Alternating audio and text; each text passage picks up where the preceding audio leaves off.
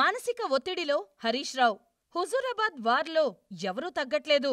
ముఖ్యంగా ఈటెల, హరీష్ మధ్య నువ్వా నేనా అనే రేంజ్లో ఫైట్ జరుగుతోంది. ఒకప్పుడు ప్రాణమిత్రులు, ఇప్పుడు బద్ధశత్రువుల్లా ప్రవర్తిస్తున్నారు. అయితే ఈటెల టార్గెట్గా బీజేపీపై హరీష్ చేస్తున్న కామెంట్సే హాట్ టాపిక్గా మారాయి. ముఖ్యంగా ఆయన అభిమానుల్లో కలవరం ఎక్కువవుతోంది. తమ నాయకుడు మానసిక ఒత్తిడిలోకి వెళ్తున్నారని ఆందోళన చెందుతున్నారు. హరీష్ తీరు చూసి తానే హుజూరాబాద్ అభ్యర్థి అన్నట్లుగా గల్లీ గల్లీ తిరుగుతూ ఓట్లు అడుగుతుంటే ఆయన స్థాయి తగ్గి ప్రజల్లో చులకన అవుతున్నారని అంటున్నారు. కేటీఆర్ను పక్కన పెట్టి హరీష్ రావుకు కేసీఆర్ హుజూరాబాద్ బాధ్యత ఎందుకిచ్చారో ఇప్పుడు అర్థమవుతోందని చెప్తున్నారు. ఒకే దెబ్బకు రెండు పిట్టలు అన్నట్టుగా కేసీఆర్ వ్యూహాత్మకంగా వ్యవహరించి హరీష్ను దింపారని అంటున్నారు. ఎందుకంటే ఈటెల ఓడినా గెలిచినా హరీష్ ఇమేజ్ మాత్రం డ్యామేజ్ కావడం గ్యారంటీ అని, ఇది కేసీఆర్కు ముందే తెలుసని చెప్పుకొస్తున్నారు.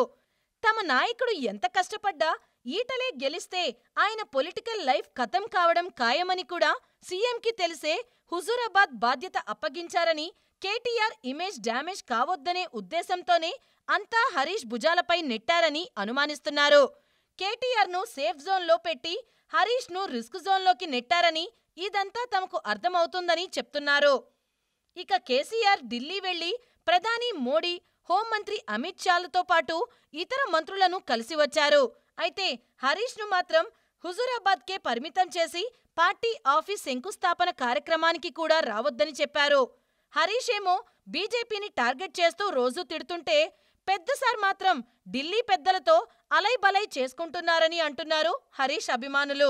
మోడీ ప్రభుత్వం పెట్రోల్, డీజిల్, గ్యాస్ ధరలు పెంచి సామాన్యులపై ఆర్థిక భారం మోపిందని, వ్యవసాయ చట్టాలు, విద్యుత్ సవరణ చట్టం తెచ్చి రైతాంగం నడ్డివిర్చే ప్రయత్నం చేస్తోందంటూ ప్రచారంలో హరీష్ విమర్శలు చేస్తున్నారు. కానీ కేసీఆర్, కేటీఆర్ మాత్రం పల్లెత్తు మాట అనడం లేదు. పైగా మోడీ, షాలతో భేటీ అయ్యి ఒక్క మాట కూడా వాటి గురించి మాట్లాడడం లేదని గుర్తు చేస్తున్నారు. ఇదంతా ప్రజల్లో హరీష్ పట్ల చులకన భావన ఏర్పడ్డానికి కారణం అవుతోందని ఆందోళన వ్యక్తం చేస్తున్నారు. అయినా మోడీ, షాలను కలిసినప్పుడు సైలెంట్గా ఉండి హుజూరాబాద్ గల్లీలో మాట్లాడి ఏం ప్రయోజనమని ప్రజలు కామెంట్ చేసే అవకాశం ఉందంటున్నారు. పబ్లిక్కి తోడు ప్రతిపక్షాలు కూడా హరీష్ మాటల్ని ఎవరూ నమ్మరని అంటున్న విషయాన్ని గుర్తు చేస్తున్నారు.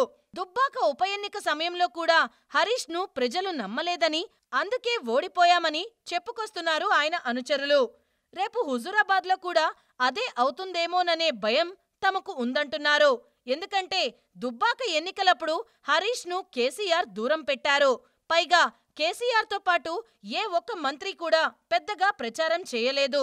దీంతో హరీష్ ఏది చెప్పినా కేసీఆర్ నిన్ను పక్కన పెట్టారు, నువ్వు ఇచ్చే హామీలను ఎలా నమ్మాలని ప్రజలు కామెంట్ చేశారని గుర్తు చేస్తున్నారు.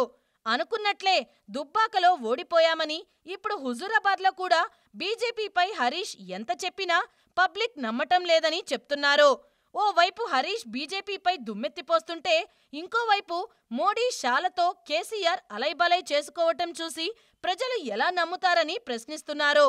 ఈ పరిణామాల వల్ల తమ నాయకుడు పిచ్చోడవుతున్నారని, అనవసరంగా ఆయన ఇమేజ్ డ్యామేజ్ అవుతోందని బాధపడుతున్నారు.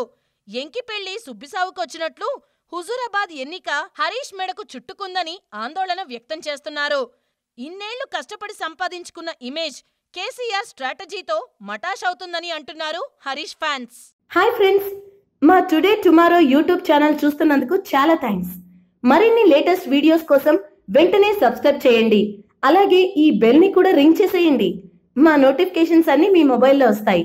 అలాగే మా వీడియోస్ మీకు నచ్చితే లైక్ చేయండి, షేర్ చేయండి, నచ్చకపోతే కామెంట్ చేయండి.